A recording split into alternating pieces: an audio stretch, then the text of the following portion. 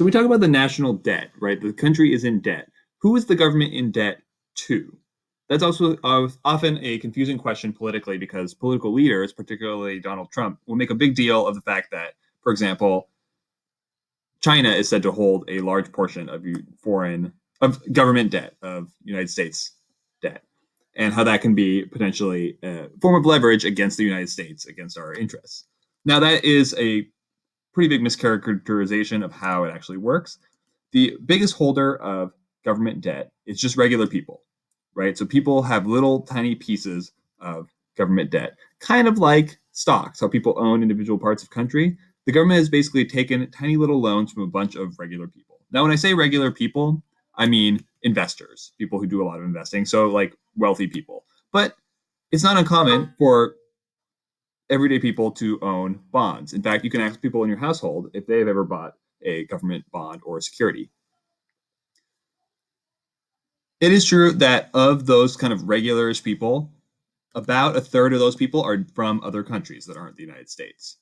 So that could be people in China, people in India. A large portion are from Brazil and Ireland and the Cayman Islands, I believe, are the top countries where people live. Again, those are countries where there are a lot of wealthy investor types who will buy up a lot of bonds and securities and things like that. The rest are owned by private lending institutions, so banks and hedge funds and financial management companies like that. So the way that you get a piece of government debt, if you want to get one, is you buy a bond. It's effectively a loan to the government. So during times, for example, of war, where the government needs a lot of cash quickly, instead of just printing a bunch, which would cause inflation, what the government wants to do is take it out of money that's already in circulation. So what they do is they say, hey, if you want to give us some cash now, buy a bond, that's effectively a loan. So give me, say, $100 now for a bond, and we'll give you the certificate that I will pay you back $100 with interest. Pretty solid interest too, usually. So say in a year, I will pay you back $105, so 5% interest. And as compared to other loans that could be risky, right? If you get a loan from a friend, for example, or from a business, there's always the chance that they won't be able to pay you back.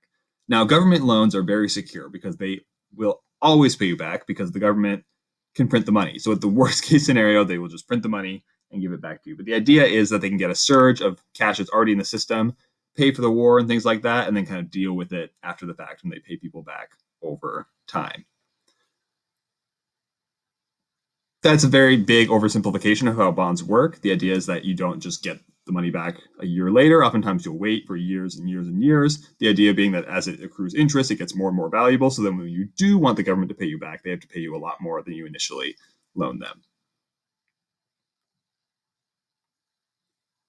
Now, there's always been national debt from moment number one in the country, and that's not necessarily a bad thing. This is a capitalist economy in the United States, and it relies on constant growth. And sometimes for growth, debt is a good thing. We measure wealth in this country and the growth in the economy by what's called gross domestic product, or GDP. That is the overall value of all goods and services produced in the country in a year. So that includes all cars, houses, technology, literal money. It could include sports games that are televised and have value. Anything of value that can be marketed is part of the gross domestic product. And you want that gross domestic product to be bigger each year. That means there's more money in the economy. It means there's more people getting more money, more jobs. Everything is bigger and better. Now, when you think about starting a business, imagine I want to open a coffee shop, but I don't have enough money to pay for the rent for a space and buy the espresso machines and all the materials that I need to start selling coffee. However, I can get a loan. So say somebody gives me $100,000, so I can buy all those things, I can open the coffee shop, and then I can pay them back over time as I make money from the business. Now, they'll be happy because I'll pay them back some interest. I'll pay them back a little extra. But then I'll be happy because then I get to continue to run my coffee shop even after paying them all the way back. So the government does the same thing by giving out these loans and going into debt. It stimulates the economy in the long run.